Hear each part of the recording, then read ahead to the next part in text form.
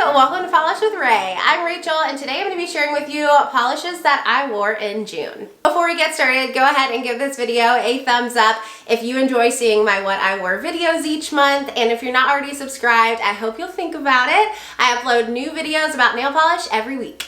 So as you can see, y'all requested more Lola and she so kindly obliged.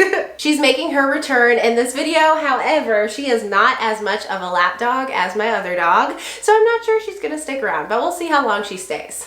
So if this is your first time checking out one of my what I wore videos, I'm sharing with you all the polishes that I wore for fun for me in the month of June. I split these videos into 3 parts. Well, I guess 4 parts. First, I share polishes that I use for pedicures. Then I share manicure polishes. First, I share the manicures that I liked okay. Then I share the manicures that just did not sit with me for whatever reason. And then at the end, I share the polishes that I wore for manicures that I was absolutely in love with. I actually didn't wear that many polishes this month. I mean, I still got around to a good amount, but for me, I wore fewer than usual for sure. I think usually I get around to mid-20s, 25, 26 polishes each month. This month I only got to, I think, 15 or 16. Yeah, I just really loved a lot of what I wore. You'll see that in a second, and I didn't want to take it off, and it wore well, so why change it? So we're gonna start off with pedicures first. The first pedicure that I wore in June, sorry, my dog is sniffing and clicking and clacking her nails. The first pedicure that I wore in June is Moonshine Mandy in the Pacific. This is their Project Dupe It polish for Sally Hansen Pacific Blue. Man, did this make a beautiful pedicure. I actually got my nails done and took this to the salon with me and wore it for a solid 2 weeks after that. And the first week was to the beach. So you would think it would have gotten a lot of wear and tear, but it actually wore really well on me, and the color, you can't beat it. I understand now. If this is what Pacific Blue looks like, I understand the hype completely. This is definitely a color that I will wear again in the future for pedicures. I might even try to wear it as a manicure this summer, we'll see. And then after 2 weeks of wearing in the Pacific, I put on OPI Dutch Tulips. This is a bright pink leaning red, and I just thought it would be fun for summer. This is actually a shade I bought not too long ago because my mother-in-law said this was her absolute favorite nail polish color of all time. And so I had to get my hands on it. I thought it looked great for pedicures, and so I gave it a try. My application wasn't so great with this one. I kind of got it in my cuticles and it was hard to clean up because it's a red. So initially when I put it on, I wasn't that crazy about it, but it did grow on me. It's a really pretty shade of red. Is it the best shade of red for my skin tone? I don't think so, but it was a gorgeous shade.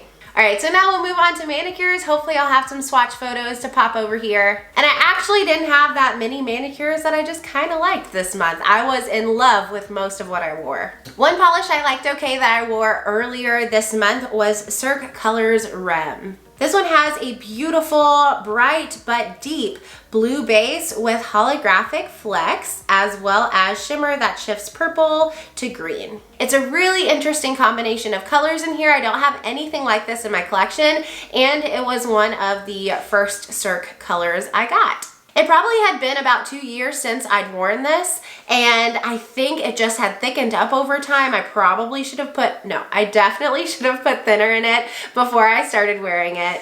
But because it had a thicker formula and it had that classic Cert Colors skinny brush, which thank goodness it seems like they're phasing out. Application for this one was a little bit tricky and I didn't love the finished look. What I did love was the color on me and those teeny tiny holographic sparkles that Cert Colors puts in so many of their polishes. They are my favorite. So because of that, this one came in the middle category. I think next time with a little bit of thinner, it'll be in the loves. Another mani I didn't love, but I did really enjoy was OPI Love Song from OPI. This gorgeous orange with a golden shimmer released in last year's summer collection. And I'm surprised I didn't purchase it right when it released. This polish like screams the kind of colors that I really enjoy typically. But for some reason it took me a while to pick it up. I think I ended up getting it at TJ Maxx or Marshall's on super sale, and I'm glad I did. This shade of orange was super flattering. It was bright and fiery and perfect for summer. The formula was great too. I really overall enjoyed wearing this. I did plan to wear it a little bit longer and add a topper, but I had a big D-stash, a mystery bag D-stash on my D-stash page. If you're not subscribed to my Instagram D-stash page, I'll link it down in the description box. But I was going through and removing polishes, removing polish from all of the necks of the polishes I was selling, and I was wearing gloves, but I guess they tore and it ruined the mani. So I had to take this one off a little earlier than I'd like.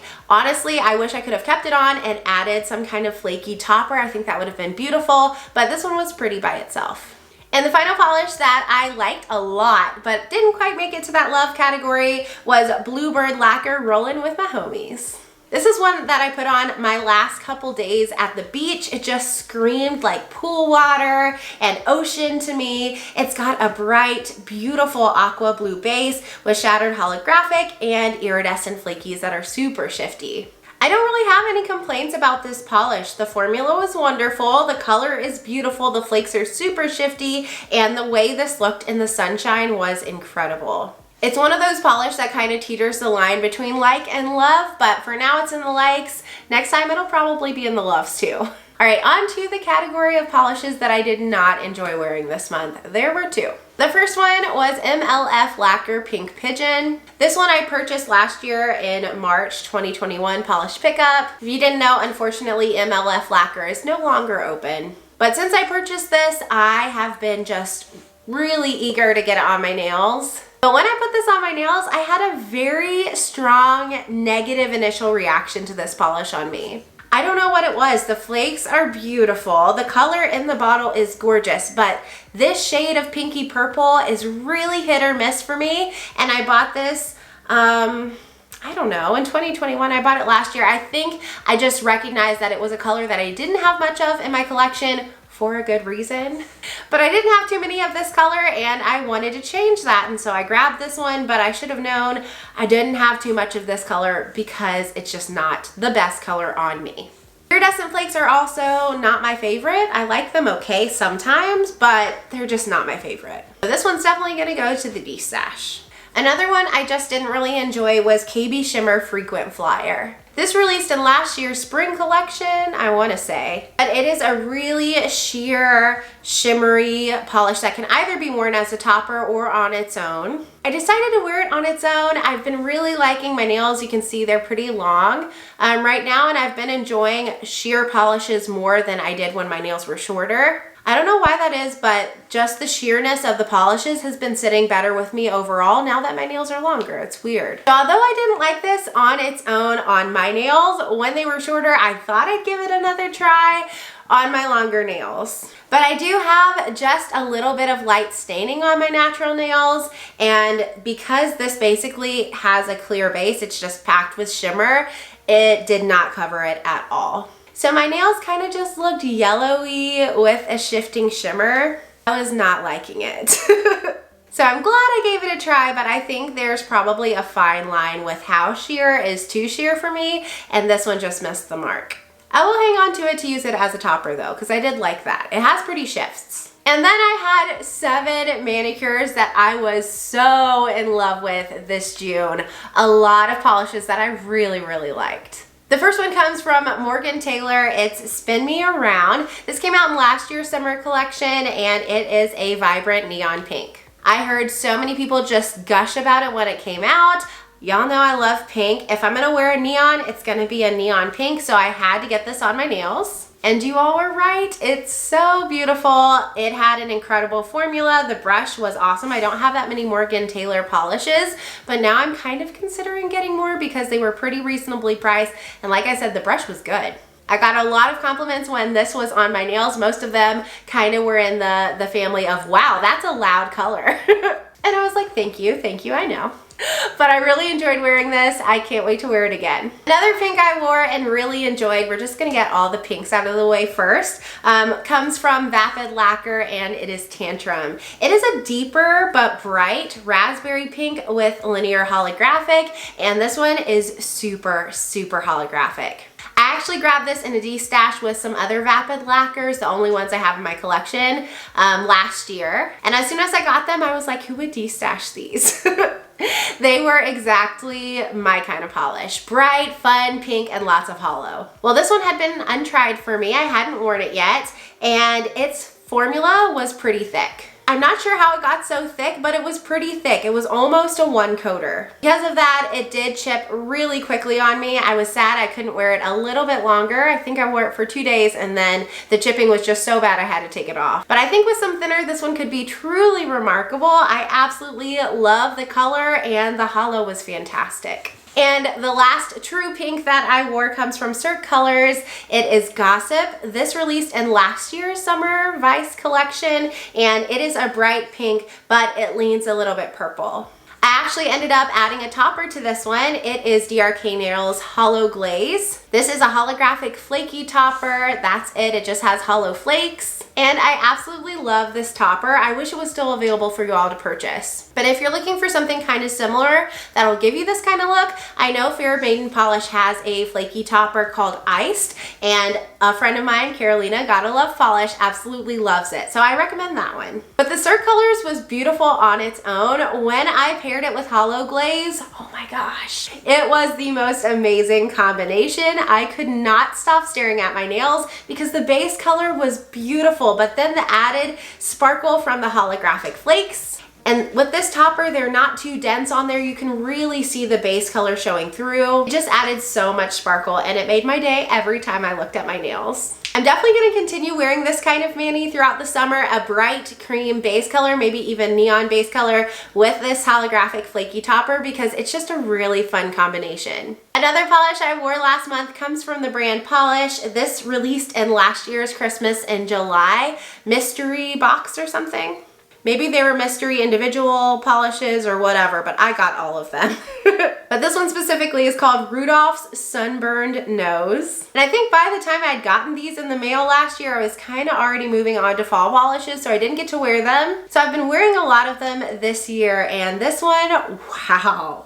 I got so much love for this polish when I posted it on Instagram. I posted a reel, I think. And for good reason. It's just an incredibly unique color. The base is like a reddy orange with some pink undertones. And then it has shimmer that shifts green to blue to gold. And then it's got holographic flakes. There are just so many colors going on in this one polish, and it was sparkly. The formula was great. It was fully opaque for me in 2 coats. It's another one that I wish was available for sale right now because I think a lot of people would love it, but maybe they'll bring it back sometime. Who knows? All right, 3 more. This one is a gorgeous yellow from Colourista Carol. It's called the Cuckoo Clock of Doom, and it is a yellow holographic polish. I would say as far as it being a yellow though, it kind of leans a little bit dusty, so maybe it's more of like a gold. This released a long time ago from Colourista Carol. It's one of their staple shades, so this is definitely one that you can pick up right now.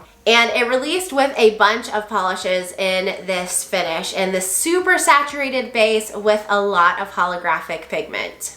This is another one that a lot of people seem to love over on Instagram, and I was really excited to wear it, but super apprehensive for a very long time. I think I've had it for a couple years now, because allegedly this whole collection, this whole line of polishes from Colourista Carol are super stainers. And a little bit of staining I don't mind, but it's like the worst. If you've experienced it, you know. It's the worst when you take off a polish and your nail is not your nail color anymore. It's like jarring.